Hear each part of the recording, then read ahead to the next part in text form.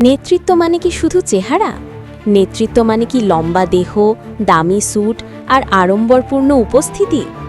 আমরা এমন এক সমাজে বাস করি যেখানে অনেক সময় মানুষের কাজের চেয়ে তার পোশাক বেশি আলোচনায় আসে। কেউ একটু সাদাসিধা হলে বলা হয়, এতে কি নেতৃত্বের ছাপ আছে?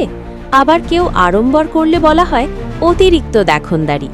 কিন্তু সত্যটা হলো, নেতৃত্বের মাপ পোশাকে হয় না, উচ্চতায় হয় না। নেতৃত্বের মাপ হয় দৃষ্টিভঙ্গিতে, সাহসে আর দায়িত্ববোধে।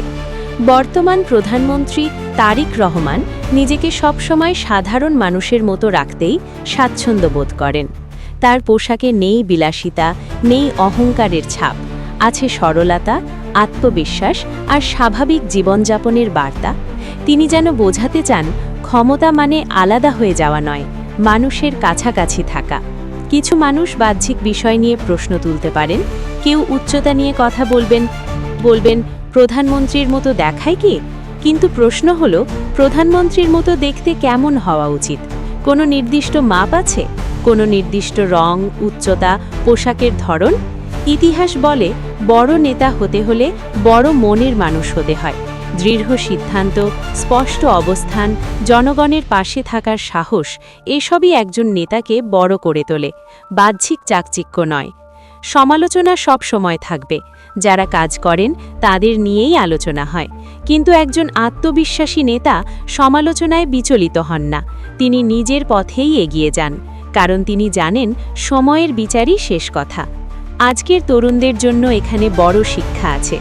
নিজেকে অন্যের মানদণ্ডে মাপার প্রয়োজন নেই। তুমি লম্বা না হলেই ছোট নও, দামি পোশাক না পরলেই অসম্মানিত নও। আসল শক্তি তোমার চিন্তায়, তোমার সততায়, তোমার কাজে।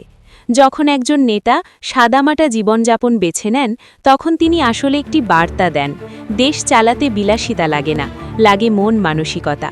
তিনি যদি সাধারণ শর্ট প্যান্টে স্বাচ্ছন্দ্য বোধ করেন, সেটাই তার স্বকীয়তা।